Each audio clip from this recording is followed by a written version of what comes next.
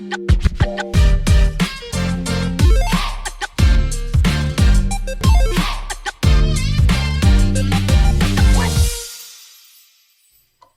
nome é Rogério Scheidegger, sou diretor da Faculdade Novo Milênio. Estamos aqui inaugurando uma série de podcasts da faculdade. E para começar esse podcast, essa série de podcasts, nós convidamos duas pessoas especiais para Novo Milênio, especiais para o nosso curso de gastronomia, os nossos chefes e ex-professores Isaura Cagliari e Juarez Campos, né? Sejam bem-vindos aqui, chefes, para esse primeiro podcast. Estamos aqui também com a professora doutora Rafaela Lago, que é coordenadora do curso de gastronomia, né? Nós gostaríamos de começar pelo lado feminino, né? Começar apresentando a professora Isaura Cagliari. Ela é consultora de gastronomia desde 1998, teve escola de gastronomia, é autora de livros na área, né? Foi autora também do projeto pedagógico do curso de gastronomia da Novo Milênio. É o primeiro curso de gastronomia do Estado e o sexto do país. Então, é para a gente um prazer imenso recebê-la aqui, chefe Isaura. Seja muito bem-vinda. Obrigada. Nós temos também o professor e chefe Juarez Campos, ele que é formado em farmácia e bioquímica, né? Foi professor de pré-vestibular, foi professor da própria FAFABS, da Faculdade de Farmácia e Química, né? Que era estadual na época, né? É chefe, é palestrante e dá cursos aí no Brasil todo, é sócio do Colégio Darwin e organizou diversos restaurantes, né? Aqui em Vitória. E entre eles a gente pode citar o Aleixo e o Oriundi. O Oriundi fez 30 anos ano passado. Que bacana. É um prazer, Juarez, recebê-lo aqui também. É um prazer sempre voltar nessa escola, né? E eu e Isaura, a gente tem um carinho muito especial por essa escola. Bacana. Para a gente também, esse carinho é recíproco, né? Porque a gente demonstra aqui, trazendo vocês dois para inaugurar o nosso podcast.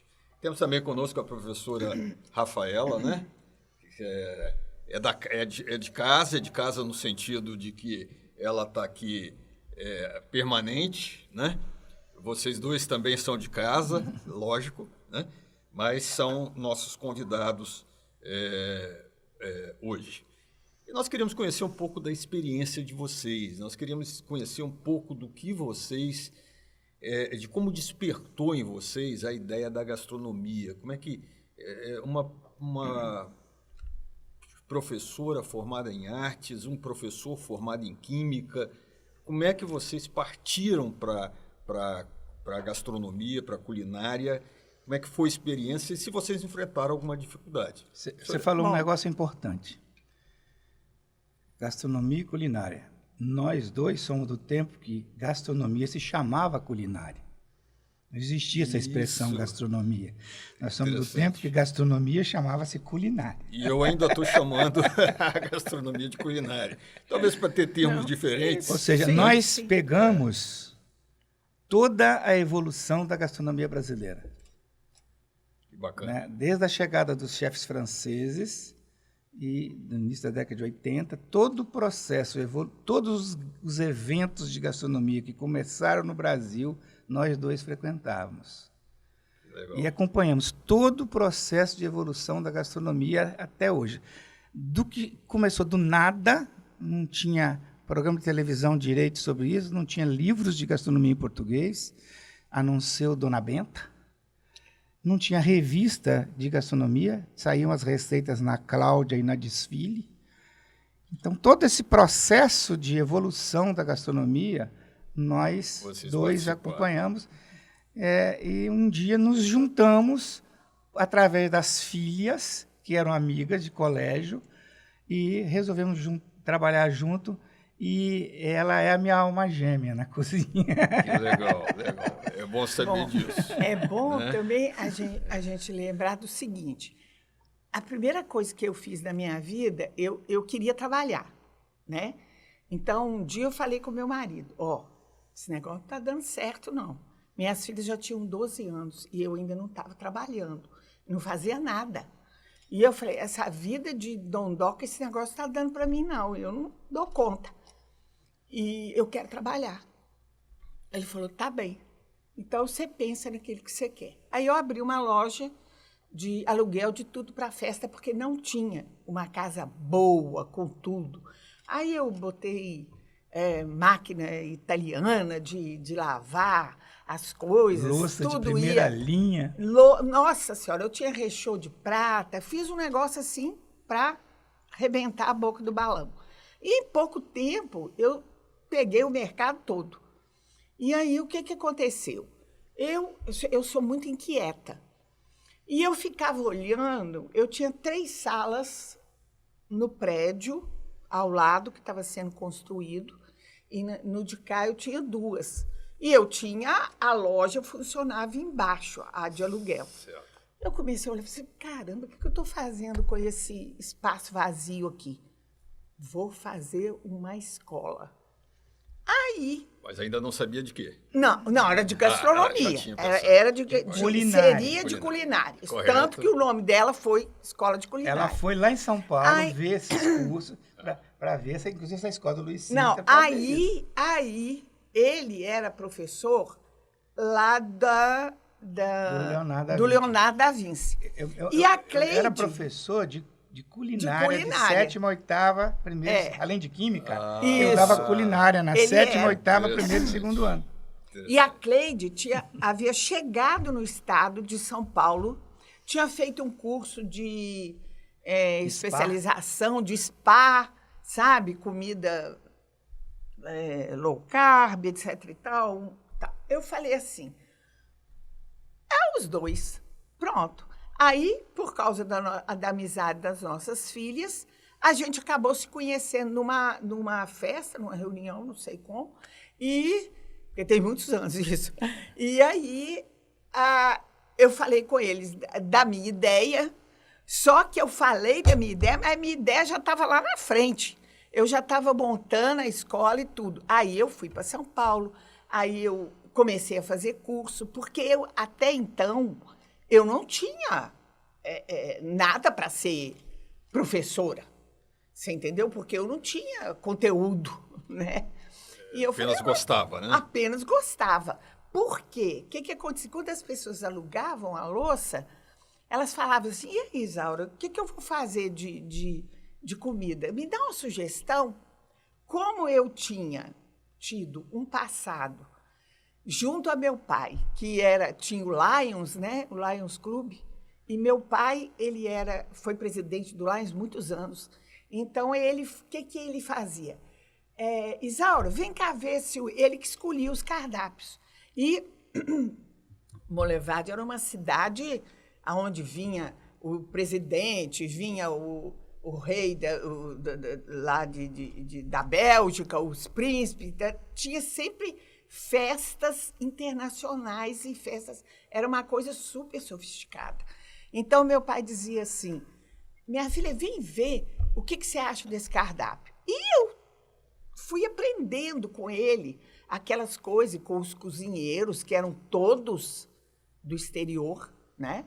E eu fui acompanhando aquilo, croissant, não sei o quê, e aquilo tudo, para mim, era um linguajar muito normal. A sua influência foi seu pai? Foi meu pai. Foi meu pai e uma babá que eu tinha, que quando deixou de ser babá, ela foi ser cozinheira.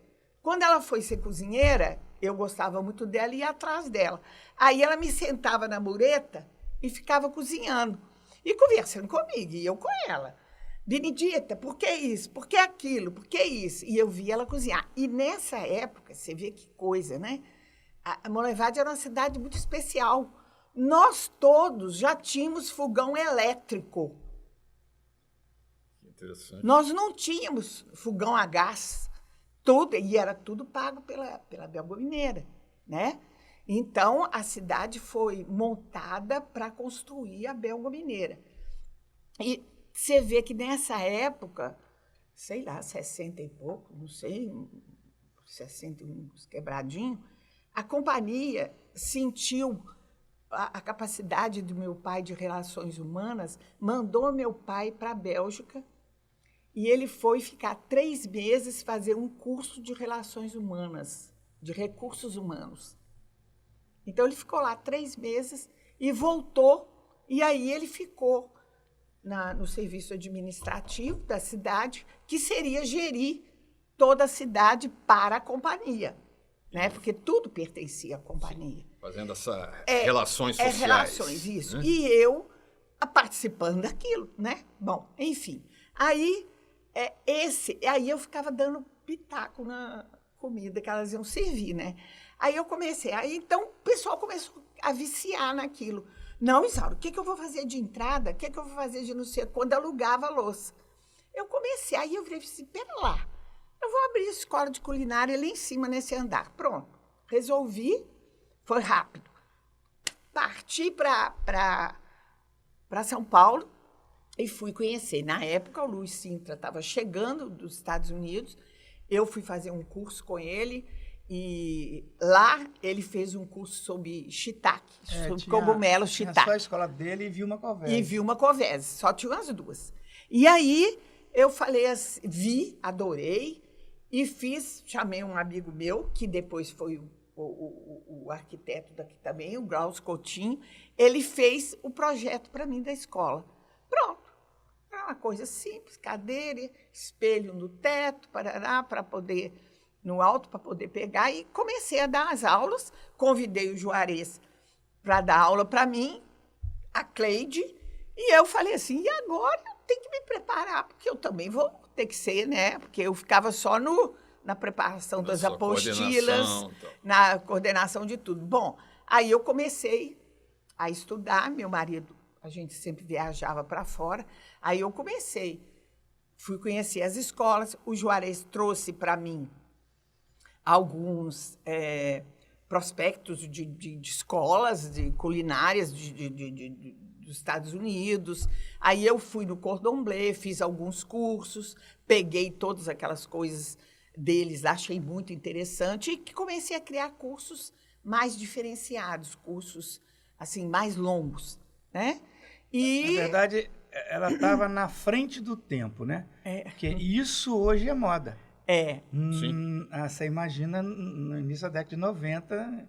muita gente falou que eu era doida. Nós demos uma vez um curso para noiva, que nós ensinamos a fazer arroz, que nós ensinamos a fazer... Lotou.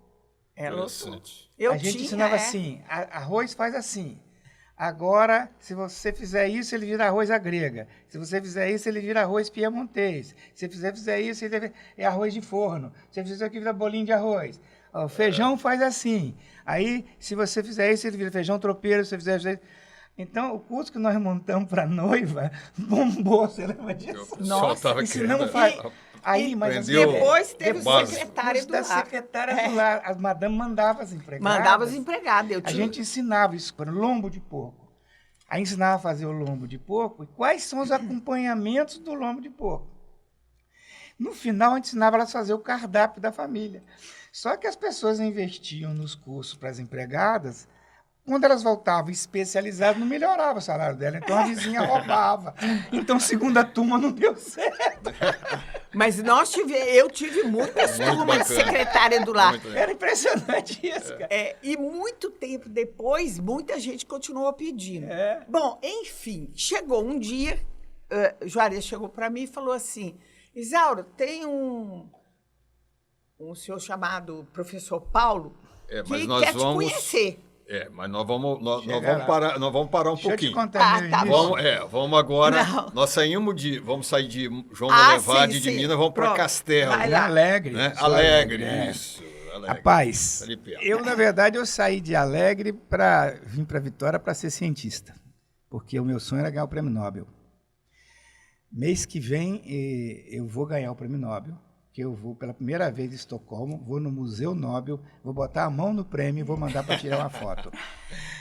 E quando eu cheguei aqui, eu descobri que para ser cientista tinha que ser professor universitário. Eu estudava no Salesiano. E eu gostava de biologia e química. só existia o curso de biologia aqui, eu tinha a oportunidade de fazer ou biologia ou ir para o quilômetro 47 fazer química. Até que um dia eu passei... Rural, né? É rural. Até que um dia eu passei em frente à faculdade de farmácia e bioquímica. Falei, bioquímica é o que eu gosto.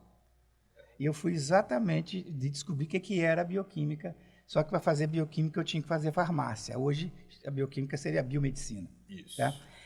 E eu fiz o curso assim, eu me identifiquei tanto com o curso, era isso que eu queria ser. Mas para morar aqui, eu morei em República. E eu fiquei o encarregado de fazer os mexidos da República. Lá na Itália, quando eu fui estudar na Itália, eu aprendi que mexido chama risoto lá. Mas nada mais é, risoto nada mais é do que o mexido metido a besta. Entendeu? É aproveitamento de sobra. E aí eu fazia os mexidos. Aí eu comecei a namorar a minha mulher, que é a minha mulher até hoje. E aí a mãe dela cozinhava muito bem. Então todo domingo fazia um prato legal, eu adorava. E quando eu casei, ela não fez mais nada, cara. Só queria segurar o genro mesmo. E aí eu falei, agora o pessoal vai ter que me ensinar. E aí comecei a pegar as coisas e aprender a fazer com ela e fazer o meu caderno de receita. E até que começou aqui, a mesma coisa eu fiz com a minha mãe, com algumas tias. Aí em 1981 começou aqui em Vitória um curso no Grupo Boaz. Ele montou uma escola de culinária, trouxe uma pessoa formada em economia doméstica, a professora Sandra Nazaré, para dar aula para as donas de casa usando os produtos do Boaz. E o curso era à tarde. Eu dava aula no cursinho de manhã e à noite. Falei, vou lá fazer. Quando cheguei lá, ela falou assim, mas você é homem. Falei, ainda bem que deu para perceber. Ela falou assim, mas esse curso não pode homem. Eu falei, como não pode homem?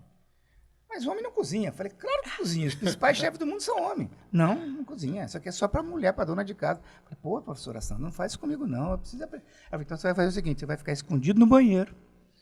Quando elas entrarem todas, você senta na porta, mas não deixa elas te ver. Elas vão pensar mal de você. Você acha que eu consegui ficar na porta? Fiz amizade com as mulheres todas. Aí eu já dava aula para os filhos delas, então acabou ficando legal. E aí começou na Rede Globo um programa chamado TV Mulher, com a Marília Gabriela. Sim, e foi a primeira vez que eu vi um chefe de cozinha na televisão chamado Zé Hugo Celidoni. Existiu o programa da Ofélia. Existiu o programa da Ofélia, mas era comida muito caseira, né? Aliás, uma das melhores amigas minhas de gastronomia hoje é a Aparecida, que trabalhava com a Ofélia. É uma grande amiga minha, cozinha até hoje, faz parte da Federação Italiana de Cozinheiro, como eu, a gente é muito amigo. E aí, o Zé Hugo começou a dar aula. Eu tinha um aparelho, a Rafaela não deve saber o que é, mas chama-se videocassete. E eu deixava aquilo programado para gravar, porque eu dava aula no cursinho de manhã. Deixava aquilo programado para gravar. Toda a receita, todo dia eu deixava programado. Assistia depois. E chegava na sexta-feira, eu assistia depois, eu escolhia o que eu ia fazer. No sábado eu comprava, aí à noite minha mulher fazia os filhos dormir, eu arrumava a mesa com a melhor louça, com tudo. A gente botava uma roupa, a gente não tinha grana para ir para restaurante, né? Então, botava uma roupa legal, comprava um vinho, eu fazia um jantar só para nós dois. Né, nessa época em casa, e fui experimentando umas receitas. Aí o Zé Hugo montou uma escola no restaurante dele, chamava Clube Gourmet. Dava aula toda quarta-feira à noite. Eu ajeitei meu horário no cursinho, eu saía toda quarta-feira daqui, 8 da manhã, de ônibus, chegava no Rio às 16 horas, a aula começava às 8, eu corria para a escola para ajudar a fazer o pré-preparo. Ali eu conheci o Claude Troagro, conheci o pai dele, Monsieur Pierre Troagro, que dava um curso lá, conheci o Alain Chapelle, que é o melhor chefe francês de todos os tempos, na minha opinião, que ia lá dar curso, ele trazia gente do mundo, e eu ficava como ajudante de cozinha, e sempre levava uma panela de barro para sortear. Panela de barro abre porta que você não tem noção. Que era um negócio anormal aquilo, né? E eu pegava o ônibus, terminava o curso 11 horas, eu ia, pegava o ônibus, direto para Vitória, 5h30 chegava em Vitória, ia direto para o Nacional, ficava na sala, as pessoas cochilando até da hora de eu dar aula. Mas hobby, meu negócio era ir para a França, fazer mestrado, doutorado para ser cientista. Só que foi uma época que pesquisa no Brasil, o CNPq era tudo complicado, a CAPES era complicada, era uma politicagem danada, não tinha dinheiro para pesquisa, e eu fui desestimulando. Quando chegou em 1990, 89, a Pignaton me convidou, eu cozinhava para os amigos, né? Várias pessoas, amigos e tal. O Leonardo vai ser a primeira escola integral do Brasil. Você quer coordenar a cozinha para mim?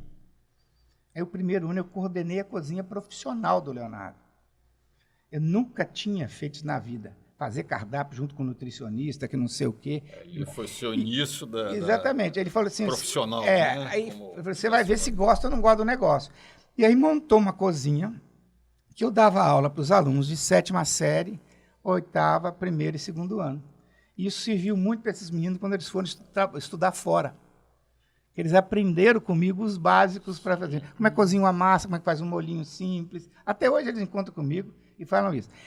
E dentro da sala de aula, desde 80, como eu dava aula de química, e química nem todo mundo gosta, para atrair a atenção dos alunos, eu parava a aula e dava uma receita. E eu fiquei conhecido como professor que dava receita. E eu, sem querer, eu estava fazendo a clientela do restaurante.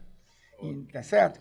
E dando receita. Até hoje tem aluno que lembra das receitas e não lembra de que matéria que eu dava aula. Mas. E aí chegou, a Isaura me convidou para dar aula. E a gente sempre foi muito estudioso, a gente ia muito para São Paulo, via o que estava acontecendo nos principais restaurantes. Nós trouxemos para cá uma cozinha italiana que eles não conheciam. Porque eles conheciam a cozinha italiana tradicional, lasanha, canelão, era a cozinha italiana de casa, que o seu Mário Cangini fazia. A cozinha, o capelete, essas coisas. Mas não conhecia fung, não conhecia risoto, não conhecia... Cozinha mais leve, shiitake, né? Cogumelo. Como ela foi a primeira pessoa no Espírito Santo a plantar shiitake, cuidar com shiitake. Me lembro que ela ia trazer, ela fazia... A gente, quando fazia nas aulas, eles ficavam enlouquecidos. E eu tinha visto... Tudo era novidade. Tudo. Então, nós começamos nas aulas, a gente desenvolvia as aulas juntos, a mostrar uma cozinha italiana do norte da Itália, que é a cozinha mais sofisticada, mais de restaurante, menos de cantina, menos de casa. E as pessoas, porque você não monta restaurante, Quando eu vi que eu não ia embora para estudar fora, falei, quer saber? Meus cunhados tinham ficado desempregados, onde era a garagem da casa dele, o tio resolveu montar um restaurante, o tio da minha mulher, que era arquiteto, fez o projeto, eu falei, só que eu quero a cozinha de vidro. Mas não é para ninguém ver se é limpo ou não é limpo, não, porque eu vi meus alunos e dar tchau de lá. E ela me deu a força em todos os sentidos. Todo o enxoval do Oriundi foi a Isaura que fez. Todas as louças, talheres, ela que me mostrou onde comprar. Conseguiu com a... Essa parceria antiga, hein? Conseguiu com a... Era Ari o nome dele? Não, não era Ari, não. Era aquele menino da Schmidt. Da Schmidt. O crédito para eu comprar. Ela que escolheu toda a toalha, a cor de toalha, me ajudou como é que montava a cozinha, que ela já tinha experiência, montar a cozinha. E como eu não tinha dinheiro para decorar, ela pegou um livro de culinária meu, que é todo feito a lápis de cor, fotografou as fotos mais bonitas, botou em quadro e estão lá até hoje esses quadros lá. E pegou uma coleção de pratos raríssimos. Isso, o Oriundi. Coleção de pratos raríssimos que ela tinha, só prato sofisticado, e pendurou na parede do Oriundi, porque eu não tinha dinheiro para decorar o Oriundi. E me ajudou a escolher o cardápio, e foi a minha principal crítica positiva. Porque a Isaura tem esse negócio, ela não critica para destruir, ela critica para construir. Olha, isso aqui está muito grande, isso aqui faz assim, isso aqui faz assado. Ou seja, a Isaura ela tem grande responsabilidade da existência do Oriundi, que se não fosse a motivação dela e todo esse trabalho que ela fez por trás, mas tudo, você não tem noção. Eu só sabia cozinhar. Que bacana. Mas até na hora de comprar as panelas, comprar as louças, você vai servir isso assim, chamou o garçom, você vai montar essa mesa assim. Era toalha, era sobre toalha. Você teve uma grande consultora que já estava vivendo. Hoje eu pagaria uma fortuna. Hoje eu pagaria uma fortuna. Mas todo o projeto, todo. Eu falo isso para todo mundo, tenho o maior orgulho de dizer isso. Aí quando começamos a abrir almoço, você não pode ser a mesma... O almoço, o cardápio vai ser igual? Não, vai ser mais simples. Então também as toalhas têm que ser mais simples. Aí transformando o almoço como se fosse cantina, aquelas toalhinhas xadrez. À noite era mais sofisticado, tinha toalha, sobre toalha, aquele negócio todo.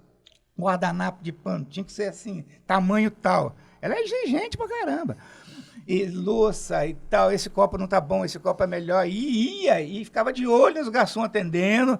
Esse menino tem que aprender a fazer isso, esse menino tem que fazer aquilo. Sempre que ia, eu ficava tenso, porque eu sabia que vinha um relatório depois, né?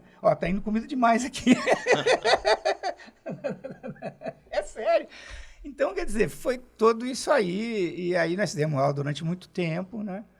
E era muito gostoso ir para a festa da aula. Hoje a gente vê muita gente, por exemplo, a Marcélia Bourguignon, que se formou aqui, que é a coordenadora de uma escola de gastronomia.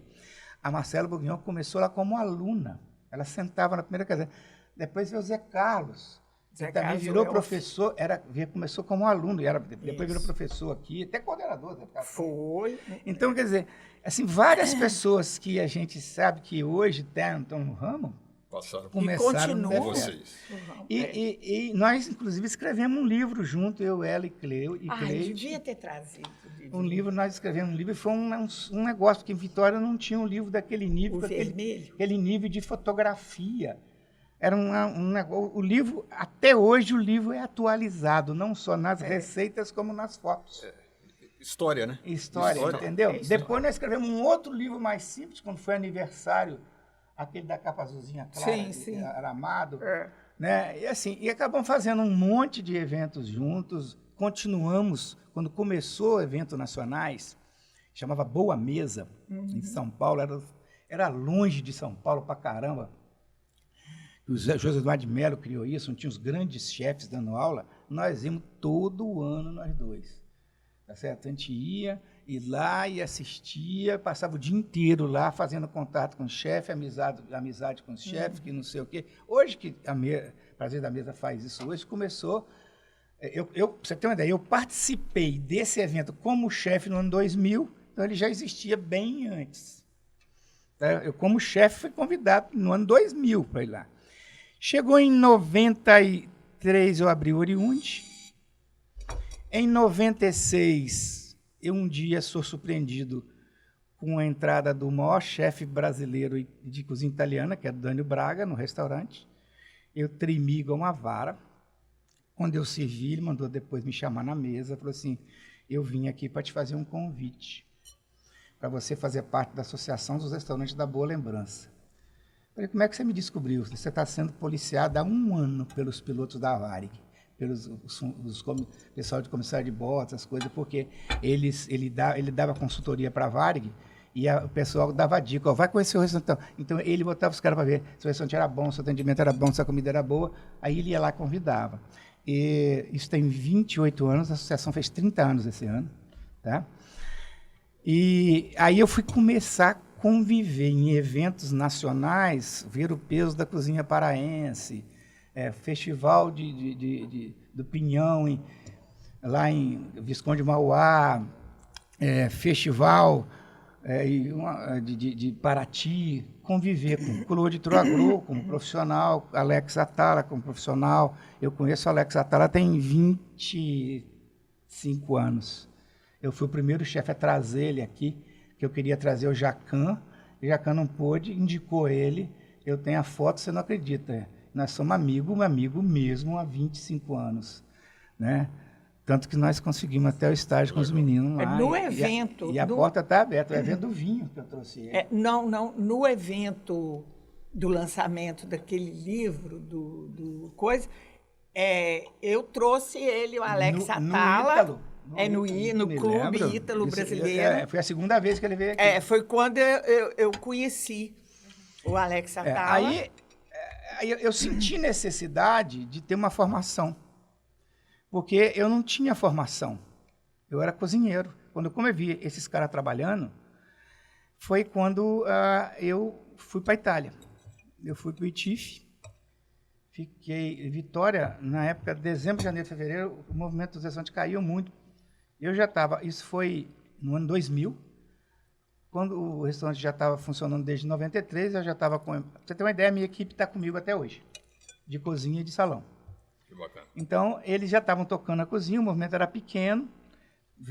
Aí eu fui para a Itália, fiquei 3 meses fazendo o curso do ITIF, Instituto de Culinária Italiana para Estrangeiros. O curso era de 6 meses, tinha que fazer 3 meses de estágio. Aí eu negociei com eles que eu não queria o diploma, mas eu queria fazer os estágios, sim. Cada ano eu ia para um lugar que eles me mandassem. E acabei de ficar 3 anos fazendo estágio, fiquei 6 anos fazendo estágio, por minha conta, até porque eles foram me indicando para fazer estágio em vários restaurantes. O ano passado eu fiz 30 anos de cozinha, e tive a oportunidade de voltar nos 6 restaurantes que eu estagiei na Itália. Legal. É um marco. Foi legal. Eu acho assim que a experiência de vocês, né, na gastronomia, eu acho que daria um podcast só com essa experiência, né? Porque é muito rico em detalhes e é interessante como que vocês lembram desses detalhes. A gente queria falar um pouco sobre a questão da gastronomia capixaba, né? Costuma-se dizer que o capixaba não tem identidade, né? Que nós somos um estado pequeno da região sudeste, somos influenciados pelos outros estados, né? Mas a gastronomia capixaba ela é muito marcante, né? De termos principalmente 2 pratos muito típicos, né? E que tem a sua representatividade. Como é que vocês enxergam isso dentro da gastronomia brasileira? Como é que é? Existe uma influência da gastronomia capixaba na gastronomia brasileira? Existe uma posição? Eu acho que tem uma coisa que existe sim, que era a baixa estima do capixaba. Eu não sei porquê, e eu fui chamada de louca, de doida, tantas vezes, você entendeu? Eu falava assim, eu vou cultivar shiitake. Teve um dia que eu fiz, 700 buracos nas toras, para poder inseminar o micélio, que ia dar daí a 4, 5, 6 meses, ia dar o shiitake. Então o pessoal falava assim, Isaura, você é doido? Isso não vai dar certo, não sei o quê. Quem é que vai comprar isso? Eu falei, todo mundo. Em São Paulo, todo mundo já come shiitake. Aí eu comecei a ter a produção para os cursos da minha escola. Então, eu acho que havia uma baixa estima e que acomodava as pessoas. Tudo que eu falava assim, eu vou fazer, e até hoje. Meu marido até treme nas bases quando eu falo que eu vou fazer uma coisa. Ele fala assim, pronto. Então, quer dizer, eu não via empecilho nisso, entendeu? Eu achava que se você quer fazer, você consegue, mas você tem que querer. Você não tem que ter medo. Porque fulano faz, porque fulano não vai comprar, porque fulano não vai fazer. Eu não me importava. Eu queria fazer e pronto. E você enxerga a questão da identidade do capixaba eu acho enxergo um assim, pouco diferente. Um pouco faltava nele um pouco de incentivo, entendeu? Um pouco de ter alguns exemplos, você entendeu? Que começassem a movimentar a coisa. Presta atenção, na minha opinião, primeiro que nós não temos uma cozinha capixaba, nós temos 2. Nós temos uma cozinha do litoral e hoje nós temos uma cozinha das montanhas com a influência italiana. Com certeza. Mas o nosso principal prato, mais conhecido, é a moqueca capixaba. E por azar nosso, nós temos um concorrente muito forte, que é a moqueca baiana. E em qualquer lugar do mundo, eu estagiei no Le Bernardin, melhor restaurante de peixe do mundo. Passei uma semana lá e tinha um prato com molho de moqueca, e era a moqueca baiana. E eu fiz a moqueca capixaba para a cozinha e eles adoraram. Aí que entrou a tirada lá do Cacau Monjardim, né? O que acontece? Nós nunca tivemos um governante como Antônio Carlos Magalhães, que botou a Bahia debaixo do braço e vendeu a Bahia para o mundo. Não só gastronomia baiana, como música baiana, como turismo baiano. Ele pegou e vendeu e trouxe gente importante para a Bahia e rodou o mundo levando baiana. Nós não tivemos isso.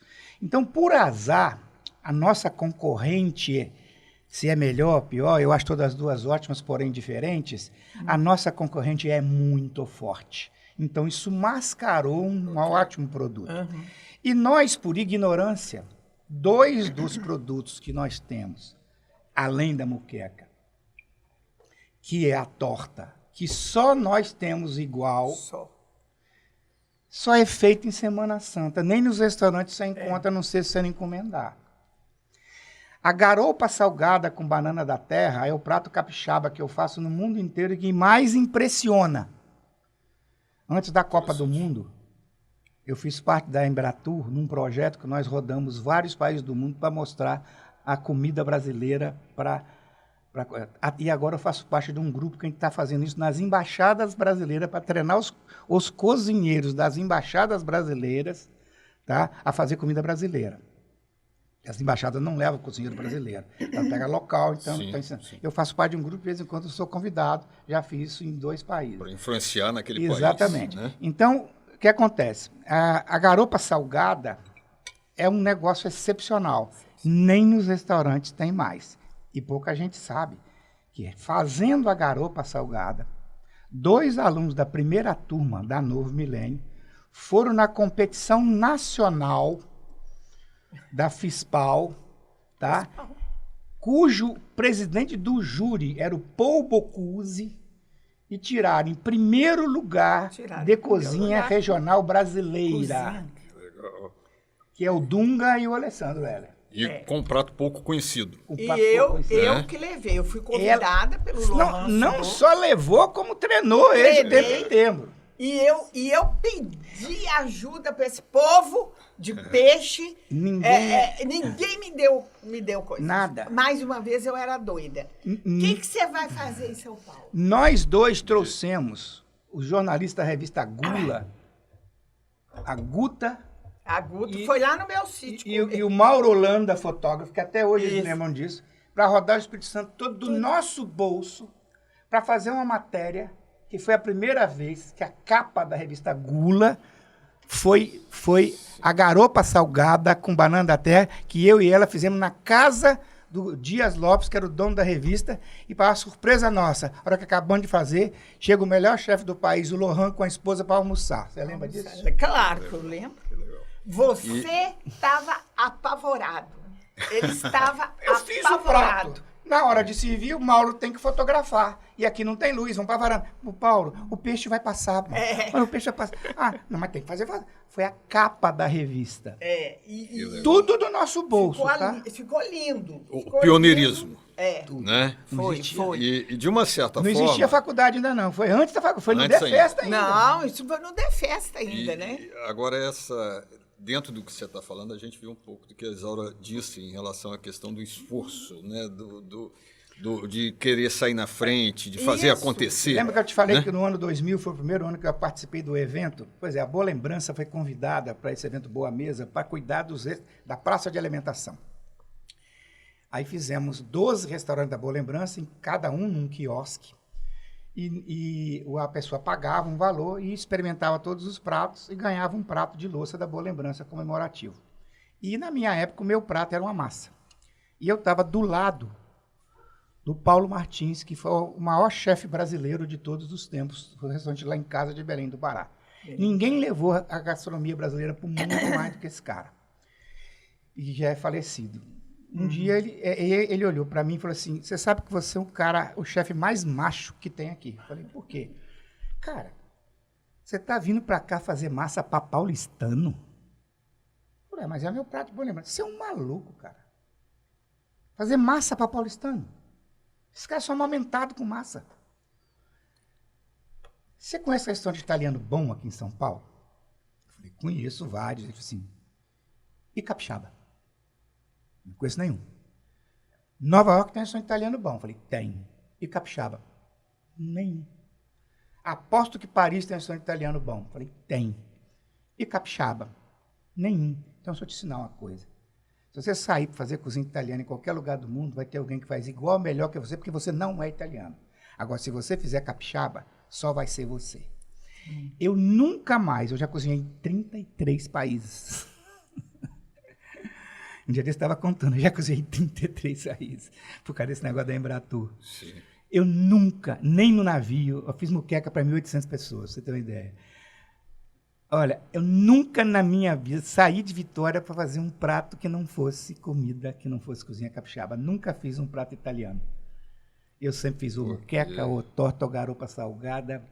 Eu salguei garopa no navio. O conselho valeu, né? Tá entendendo? E por quê? Porque vou fazer evento, vai fazer evento lá no Nanai. Minha consultoria no Nanai é de cozinha capixaba. Vou fazer evento, ver o peso da cozinha paraense. Todos esses eventos gastronômicos, cozinha capixaba. Participava do Paladar, fui lá ensinar a fazer peixes pobres, pratos nobres. Ensinar, mostrar para eles o que é peruá, o que era budião, que eles não conheciam. Comida capixaba. Fui ensinar a fazer peruá frito. Lá em São Paulo chama porquinho. Que é, para mim, um dos pratos mais mal vendidos que qualquer lugar do mundo aquilo faria sucesso, um peruá frito com aquele vinagrete de farofinha. É uma delícia. É uma delícia. Eu sou do tempo da pescada. Pois é, tem a pescada. Frita. Então, você está entendendo? Então, a cozinha capixaba ela é muito boa e ela só é mal vendida. Mas não é a cozinha capixaba, é o Espírito Santo. Porque o Espírito Santo, ele precisa de uma política de turismo. Ele não precisa de políticos no turismo. E fica com esse complexo de inferioridade, Sim, quando, na verdade, tem muita coisa. Você citou aí diversos pratos que são poucos conhecidos. Sim, né? Pois é. Que batem muito em cima da moqueca capixaba e da torta. Você citou a garopa, você citou o peruá, você citou, né? Outros peixes, budião, outros peixes que A torta de deveriam coco é a nossa única sobremesa genuinamente capixaba que foi criada pela dona Idalina do Gaeta. Quem criou a moqueca de banana no Brasil foi a dona Idalina. De banana. Isso aí. Porque não tinha como a Samarco levava os executivos para comer lá e tinha um grupo de indianos que era vegetariano. E ela começou a fazer moqueca de banana para eles. E que hoje está extremamente difundido. Tá né? entendendo? Então, quer dizer, nós Nós temos uma coisa que aos pouquinhos nós estamos conseguindo Sim. espaço. Os meninos do Soeta estão ajudando muito nisso, porque eles são respeitados no mundo inteiro. A gente também é muito conhecido. Por exemplo, eu vou receber do dia 21 agora, vai ter um evento, inclusive o Hugo vai fazer contato com você. Para os alunos, o preço baixou para R$50 para alunos de faculdade, tá? Chama-se Fábrica, um grupo de um monte de chefe, inclusive Felipe Bronze, o dia inteiro, dia 21, lá naquele Patrick Ribeiro, do lado do aeroporto. São 2.000 pessoas, com esse monte de chefe dando aulas e conselhos, só chefe experiente. 21 Pra você ter uma ideia, são 21 de abril. De abril. Ah, tá. Nas 22 de abril, segunda-feira. 22. No dia 21, eu recebo lá em casa todos esses chefes para fazer o quê? Muqueca. O ano passado, o cara que faz eu sou da CBN, e tem o CBN Nacional, que é o Rusti Marcelini. No final do ano, perguntaram a ele, de todas as experiências gastronômicas, quais que ele tinha vivido melhor durante o ano. Ele falou assim, foi um almoço que eu tive na casa do chefe Juarez, que ele deu uma aula de moquecando, aquela hora que eu dei aqui. O que se pode fazer com os ingredientes das moquecas? Então, a nível nacional, eu recebi mensagem do tempo inteiro de gente do Brasil inteiro mandando mensagem. Porra, cara, você... E tudo isso vai ajudando a difundir essa nossa gastronomia, né? Só que você... O que era Florianópolis há 10 anos atrás? Nada. Sim. E a gastronomia deles é muito fraca. Hoje, Florianópolis tem o terceiro melhor carnaval e o segundo melhor Réveillon do país. O que tem... Fora a questão de tecnologia e outras Belém. coisas. Tá? Belém não, Natal. Só se falava em Fortaleza e Recife. Agora Natal é uma potência. Gente, vamos aprender com esses caras o que eles fizeram. Não vamos ficar inventando roda, não. O que eles fizeram para chegar a nível nacional do jeito que chegaram? Agora, precisa de uma política de turismo. Com certeza. O que acontece é que aqui virou políticos no turismo. Gente que não entende nada de turismo ali usando o carro. E às vezes não tem uma continuidade. É isso aí. Mas pensando agora na questão do curso do Novo Milênio, né? Vocês viveram esse curso, viveram o início, viveram como professores. Eu queria fazer 2 perguntas para vocês que são muito importantes em relação ao curso da Novo Milênio. O que o curso da Novo Milênio representou nessa evolução da gastronomia capixaba? Para mim... Né? Essa é uma pergunta. E o que representa o curso da Novo Milênio na vida profissional e pessoal de vocês? Bom, eu quero falar uma coisa. Minha vida era maravilhosa, boa e tudo, antes da faculdade. Depois da faculdade, foi melhor ainda. porque eu pude me realizar de várias formas, entendeu? Por exemplo, quando o Juarez falou que o professor Paulo queria me conhecer, e ele marcou, né? E ele me trouxe aqui e me apresentou o professor Paulo. Aí o Paulo falou, eu deixei ele falar. Só para fazer uma observação, né? Para você conhecer, o Paulo era diretor da faculdade. Era diretor da faculdade na época, né? E então ele falou da ideia dele. Eu, como sempre, acho tudo possível. Eu não acho nada impossível, acho tudo possível. Porque não existe, agora o MEC está trabalhando, nós vamos precisar de muita coisa, é um trabalho no... Eu escutei aquilo tudo e falei com ele assim, tudo bem, eu vou para casa, vou pensar, depois você me liga, eu e o Juarez fomos embora e pronto. No dia seguinte, acho que 1 ou 2 dias depois, o Paulo me ligou. Isaura, você pode dar um pulo aqui para conversar comigo? Eu falei, posso. Aí eu fui e ele falou, Isaura, eu tô firme e forte, eu quero abrir a faculdade de gastronomia aqui, na Novo Milênio. Aí eu virei e falei assim, ótimo. Eu virei para ele, aí fizemos acordos, ele me convidou como consultora para montar, junto com o professor Urias e a professora Maria Helena, que quando eu tivesse dúvida de algum problema acadêmico, que lógico que eu ia ter muitas, né? Porque além de ser uma coisa nova, completamente nova, mas como eu tinha todo aquele... Eu já tinha a minha escola há 10 anos. Eu já estava há 10 anos na frente, você entendeu? Montando cursos, fazendo coisas, organizando isso, aquilo, participando, conhecendo todos esses chefes. Essa né? sua experiência com a Defesta, ela foi muito importante para a montagem do curso. Foi fundamental. Como eu tinha a escola começou lá. Começou lá. Aí o que aconteceu? Não tinha sede. Aí fechamos, ele falou assim, e o negócio é o seguinte, você topa dar essa consultoria e ser coordenadora durante 5 anos, até que saia a aprovação? Eu falei, tudo bem, é o prazo que nós vamos ter. São esses 5 anos, eu vou ser coordenadora. Aí comecei. Cara, foi mole, não. Tinha dia da gente parar a madrugada aqui. Olha o que sobrou para mim. Olha o que sobrou para mim. Ela me encarregou de fazer as apostilas dos cursos.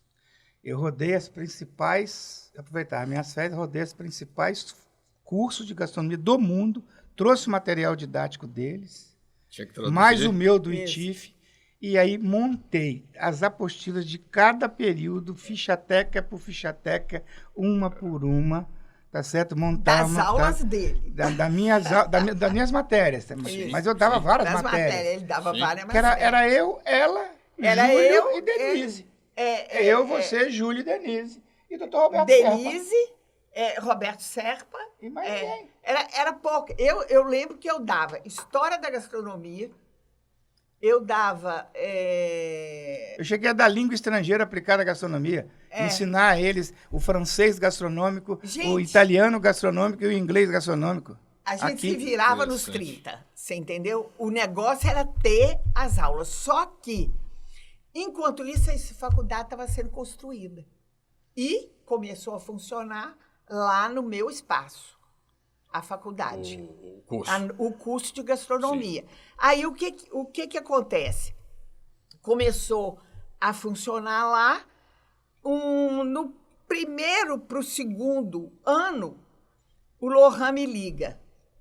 Aí fala assim comigo, Isaura, eu queria te chamar, eu já conhecia, né? A gente fazia curso. Eu queria te chamar para você vir participar daqui eu quero o Espírito Santo aqui e tal, não sei o quê. Eu virei para ele e falei assim, Lohan, você sabe que eu não gosto muito de aparecer coisa, mas eu posso botar um aluno meu? Aí ele falou, aluno seu de quê? Não, é porque a gente está aqui no processo da escola de gastronomia, né, para ser aprovada. a gente deu entrada no MEC, a gente foi a 6ª faculdade do Brasil, da entrada do Brasil, Sim. antes de Belo Horizonte, você entendeu? Antes de um monte de lugar que podia. Mas vocês precisam entender o seguinte, o que acontecia nessa época? O professor, ele não existia curso de gastronomia, então não tinha ninguém, né? Formado. Não tinha ninguém formado. É. Mas então, o MEC aceitava assim, que ele tivesse um curso superior, qualquer que fosse ele, né? E aí ele ia dar aquela matéria e se dedicar àquela matéria e pronto. O que aconteceu? Muito notório lugar... saber. Próprio, Sim, isso. sim. Notório saber. Em próprio lugar em São Paulo, ele não tinha... Ele tinha gente famosíssima, Manuel Bassolé, Lohan, o Claude, tudo tem 2º grau só, pô. E o pessoal não tinha, não era formado, então não podia ser professor das coisas. E eu tinha a minha equipe.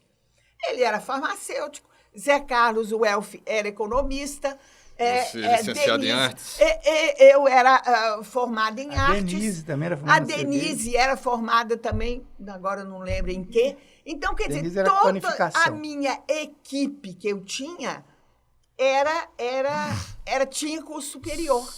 Então, esse pessoal veio todo comigo para a faculdade. A minha equipe está aqui. Júlio é engenheiro. Júlio é engenheiro do Papagutti. Sim. Doutor Roberto Seppa, que dava vinho. Doutor Roberto Seppa era médico.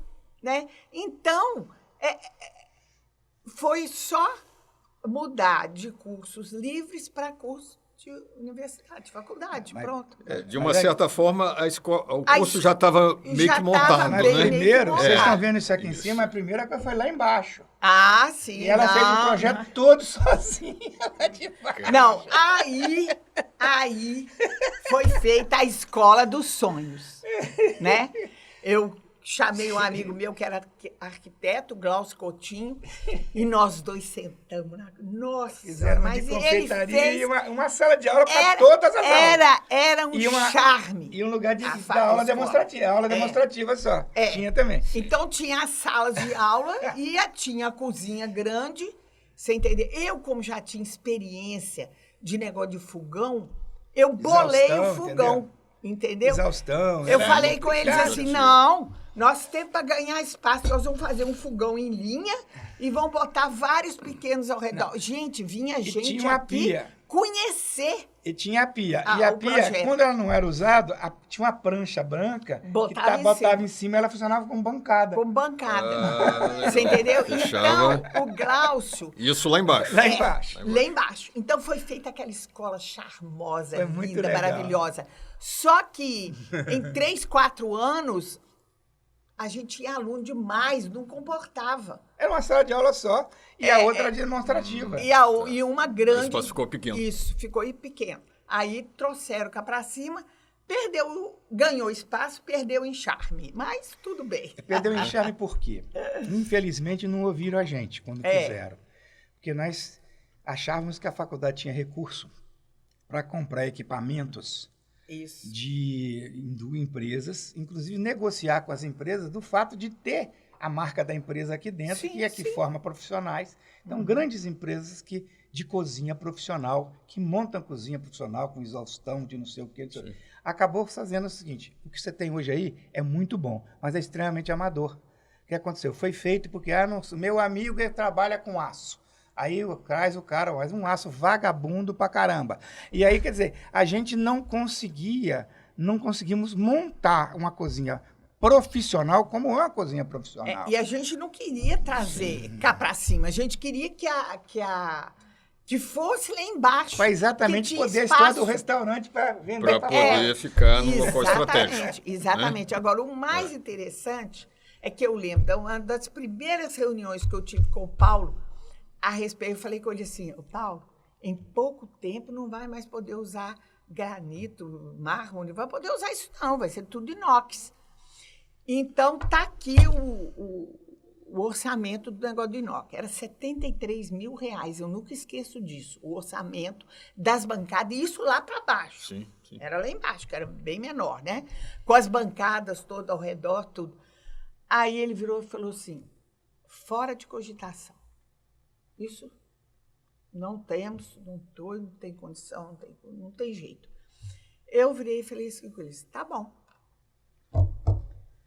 Eu tinha uma rede de contatos por causa da minha... Já sua vivência, né? Da minha vivência, espetacular. Eu liguei para o cara, falei com ele assim, escuta aqui, como é que você está aí? Você tem ido em muitos leilões aí, o que você tem comprado de inox? Menina, você sabe que aquela cervejaria, uma cervejaria grande que tinha a caminho de Campinhos, eu acho. Sim, Viana ali, Viana. Fechou. Eu comprei aquilo tudo. Eu comprei aquilo tudo. E Dona Isaura, se a senhora vier aqui, a senhora vai ficar doida. É um inox maravilhoso, não sei o quê. Eu falei assim, não, mas primeiro eu quero começar a falar com você, como é que você vai me vender isso aí? Negociar com eu tô indo aí. Menino disse, olha, eu fui lá no lugar, eu ia, tudo quanto é lugar. Meu marido falava que eu era doida. Aí eu desci no lugar, coisa, ele me mostrou, e eu olhei, na hora que eu olhei aquilo tudo, falei assim, é isso que eu quero. Eu, na mesma hora, o meu curso de artes foi a coisa que mais me ajudou na minha vida. Ele me dava capacidade de ver a coisa transformada, entendeu? A coisa cortada, sim, a coisa feita do tamanho. Sabe por quanto eu comprei tudo? 5.700. Menos de 10%. Ué, aí, o que tem aqui, que custava 10 mil, nós compramos por R$1.500. Aquele forno combinado pequenininho dentro ali, R$1.500 na segunda mão. Esse negócio aí Aí, o Paulo estava lá no norte. Telefono eu para ele. Paulo, eu consegui isso assim. Nós vamos ter um pouco mais de trabalho, porque nós vamos ter que cortar as coisas e tal. Mas, olha, é um preço que não dá para coisar. Não, mas eu estou aqui, não sei aonde, não sei o quê, e PPP. E eu falei, eu tenho que fechar isso hoje. Nós fizemos um monte de jantares beneficentes para ajudar os hospitais, Hospital de Vila Velha, Hospital de não sei o quê. Tudo elaborado aqui, com Fernanda, com Evandro, com os alunos trabalhando. Então, se você analisar, se você pegar a roda de boteco, você vai ver que tem um monte de ex-aluno da Novo Milênio que hoje é dono de boteco. Você vai ver restaurante que às vezes eu faço, eles me pedem para visitar, para julgar, quando eu encontro lá um ex-aluno da Novo Milênio na cozinha, que eu tinha até esquecido dele. Você vai lá para cima das montanhas, tem gente. Então, quer dizer, com todo o respeito que eu tenho a todas as outras escolas, mas inclusive elas só se mantiveram e só existem porque o que formou aqui foi para lá fazer o trabalho. Então, eu tenho pela Novo Milênio uma imensa gratidão, porque ela me fez estudar para eu chegar a ser professor de cozinha italiana. Eu tive que estudar muito cozinha italiana para poder fazer o material didático e ensinar. Como eu dava cozinha internacional, eu tive que fazer isso também na cozinha francesa, na cozinha espanhola, na cozinha alemã, na cozinha libanesa. Eu tinha que estudar para preparar o material, testar as receitas em casa, para vir para cá ensinar para os alunos. Então, a minha formação profissional se tornou muito mais completa, muito mais do que estudar fora, porque eu tinha que ensinar. E quando você tem que ensinar, você tem que estudar. E isso me obrigou a estudar e me fez ensinar. E isso, como eu, graças a Deus, eu tenho a facilidade para ensinar, eu ganhei dos meus futuros colegas, chefes, na época aluno, depois futuro colega, um respeito profissional muito grande. Então, eu tenho um respeito muito grande, porque eu mostrava conhecimento dentro da sala de aula. Então, eu não tenho como mensurar o que o Novo Milênio foi tão importante na minha carreira. Eu não consigo mensurar de tanto que foi. E continua sendo. Eu acho que você acabou citando aí, podemos ver 3 personagens importantes, né, na história da nossa gastronomia. A chefe Isaura, com o início lá da Festa, com o início do curso e tudo, o próprio curso da Novo Milênio, e, é claro, também o chefe Juarez, que é um embaixador nosso, né? Sim, eu tenho o maior orgulho disso. Da nossa Tenho gastronomia. orgulho disso. E todo mundo sabe que eu tenho uma paixão muito grande pela escola. Eu gosto de vir aqui. Hoje nós chegamos aqui, nós ficamos emocionados, porque a gente gosta demais daqui, entendeu? Bacana. E a gente percebe isso, consegue perceber com certa facilidade. Agora, eu estava te falando isso quando, só terminando para amarrar, quando foi a primeira turma da faculdade, estava no primeiro ano, a gente recebeu aquele convite e eu falei dos meus alunos. E então, que eles iriam. Então, eu preparei esses dois alunos na FISPAL, dentro do Boa Mesa, né? Quando foi organizado o Boa Mesa Grande, tinha uma parte que era a FISPAL. Era um concurso de pratos típicos. Então, olha, Rio Grande do Sul, Belém, Amazonas, Espírito Santo, Rio Grande do Sul... Só candidato forte. Só candidato forte. E tinha Bahia e um agora que eu não lembro. Mas aí, o que aconteceu? Quando eu vi, aí todo mundo, assim, os próprios, um dos meninos falava, o outro não. E que eu preparei, a gente ficou ali um mês e meio treinando, salgando ver o ponto ideal de salga da secando. garoto, eu secava no varal da escola minha lá, entendeu? Então, ver como é que estava. O dia que nós fomos para São Paulo, a gente parecia, nem sei o quê, um bando de cigano mudando, usando o avião, que era panela de barro grande, era o peixe salgado, era abóbora, porque lá não tem a abóbora nem banana da que terra. A gente usa aqui e nem a banana da terra. Então, nem coentro. Eu tive que levar tudo. Eu tive que levar tudo. E aí,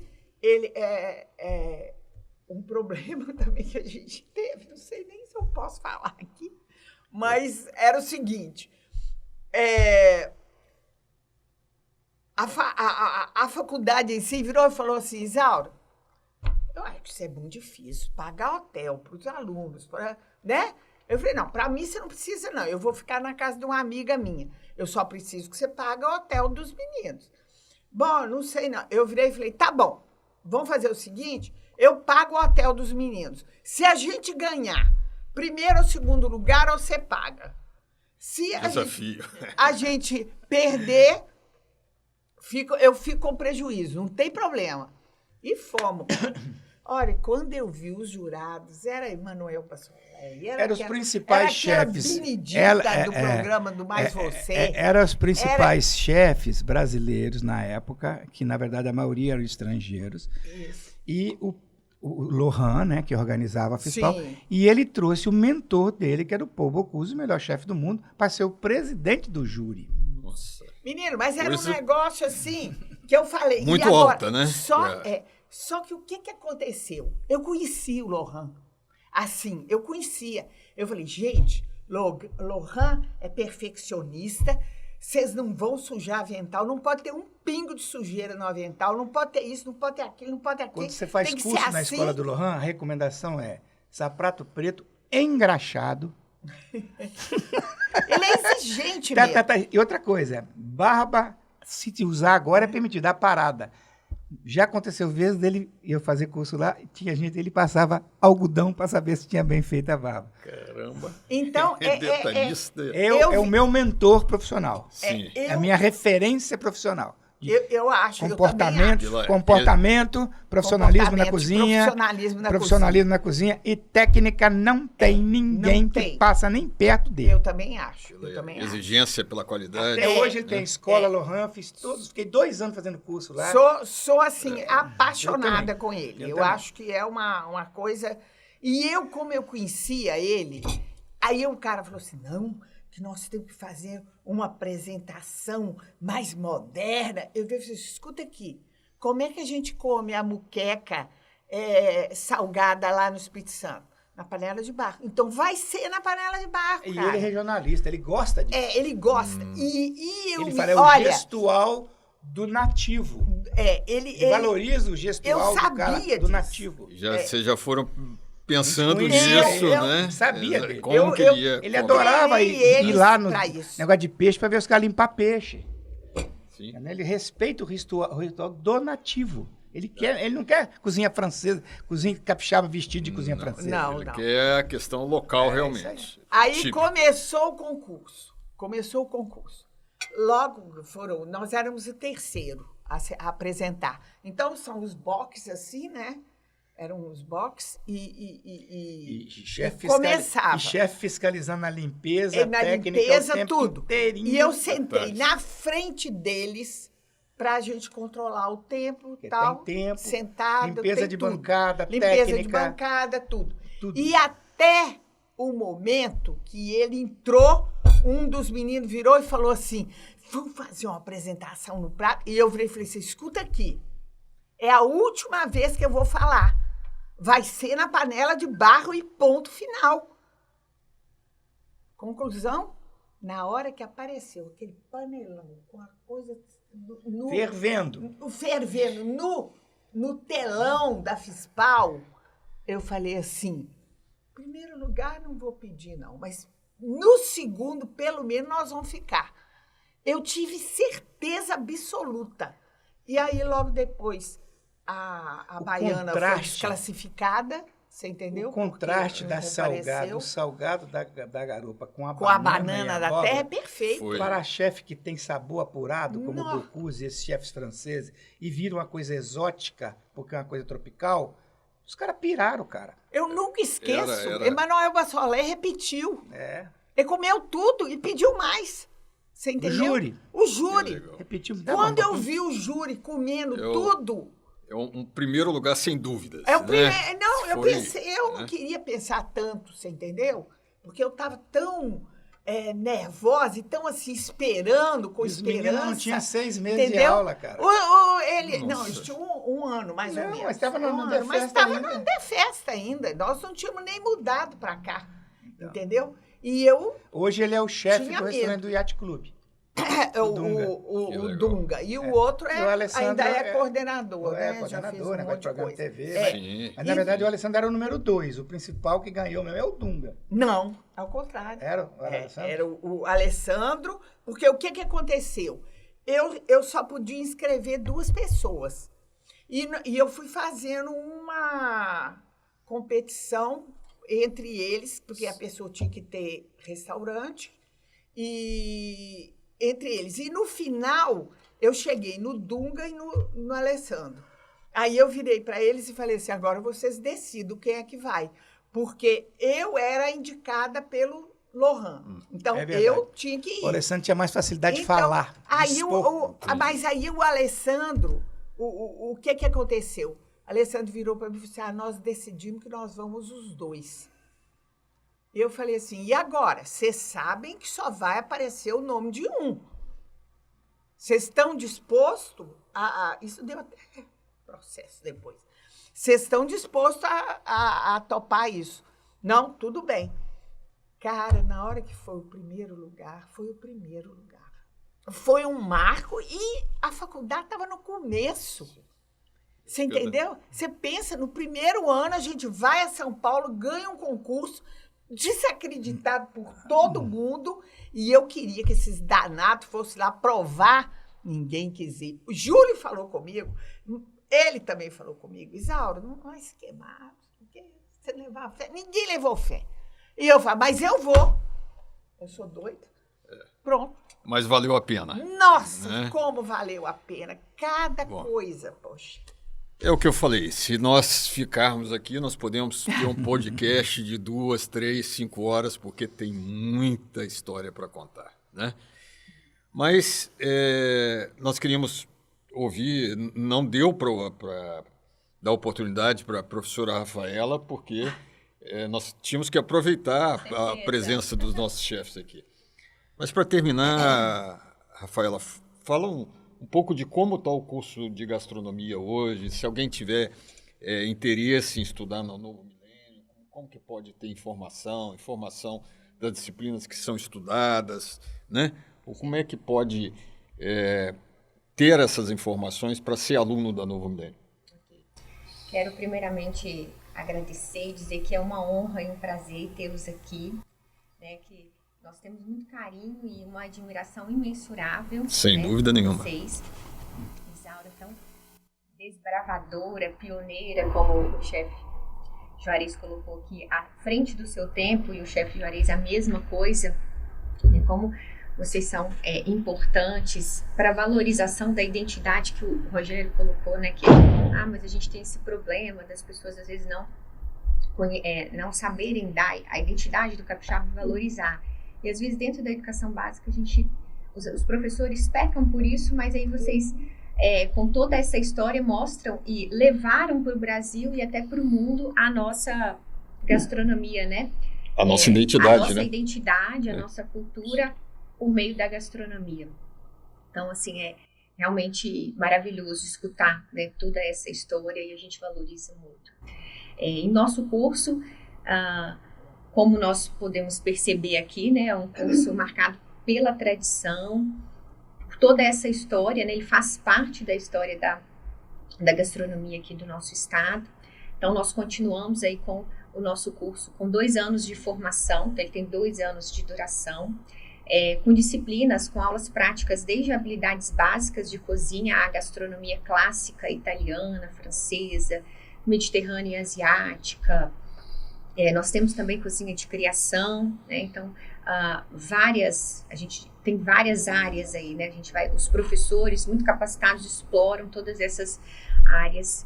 Então, vale muito a pena. Aqueles que têm interesse em fazer o curso de gastronomia podem entrar em contato com a nossa central, a secretaria. Nós temos o WhatsApp, telefone também, posso falar? O geral, pode, claro. 3399-5555. Então, nós temos todo semestre, a gente tem processo seletivo, agendamento, né, de processo seletivo também e abertura de turmas aí no nosso curso. É isso. Bom, fica mais uma vez nosso agradecimento. Nós com esse primeiro podcast, é uma forma de reconhecer o carinho que vocês têm pela Novo Milênio e uma forma também de agradecer, né? Pela disposição, porque estão sempre disponíveis para nos atender. E obrigado porque vocês fizeram parte, né, dessa história e contribuíram tanto para o nosso curso. E, claro, para a gastronomia capixaba nem se fala, né? Continuou contribuindo até hoje. Eu quero agradecer, eu acho que eu não sei se eu tive oportunidade de falar isso na minha vida toda. Eu quero agradecer ao Juarez por ter sido sempre, né?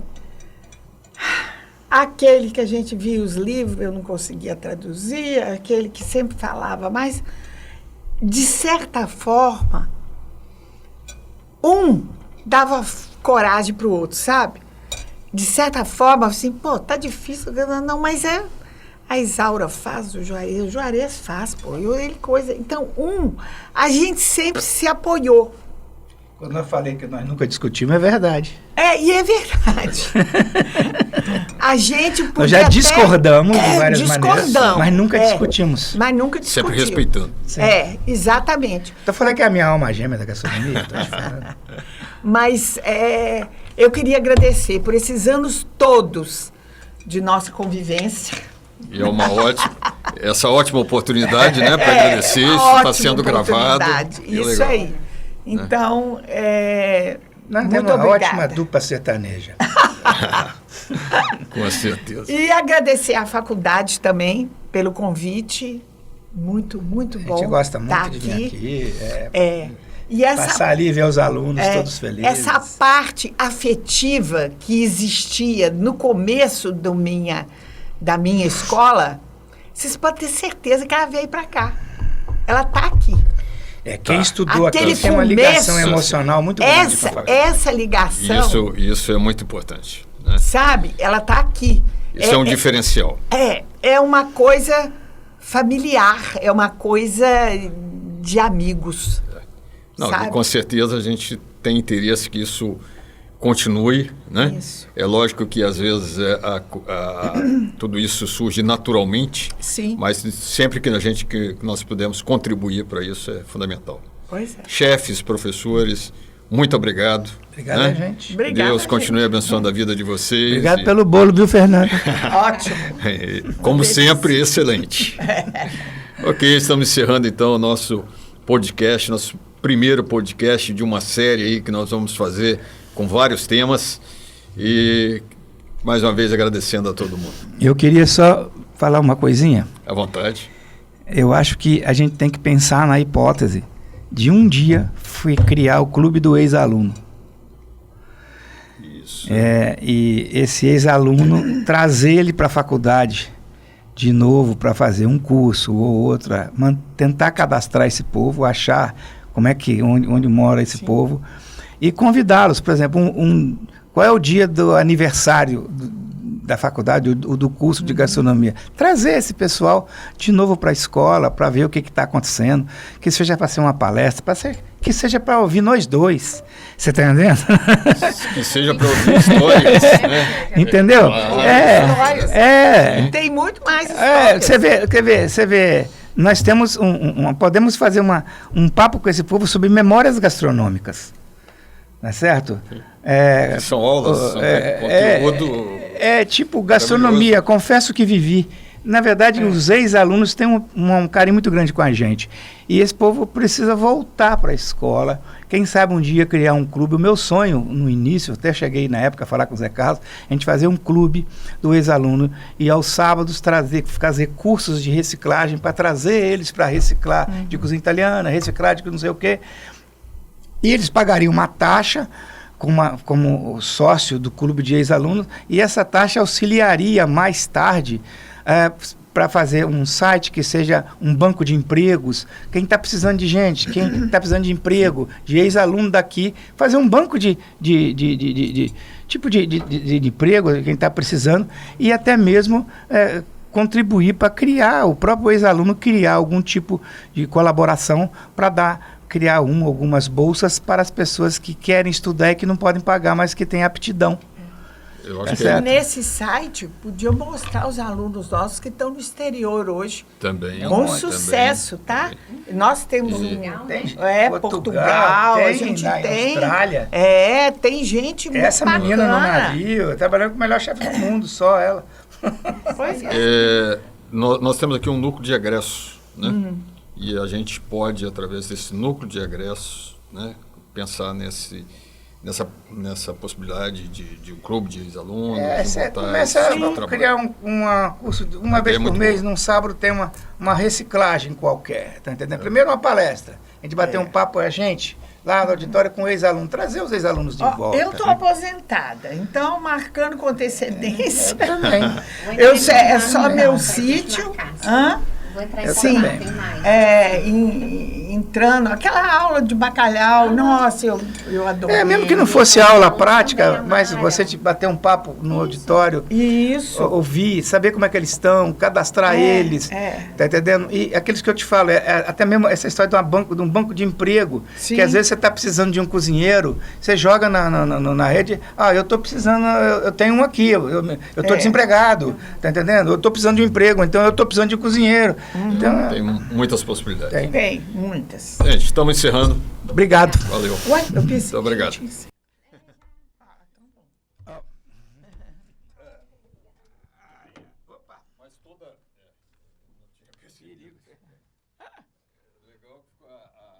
ornamentação aí ficou bem da gastronomia.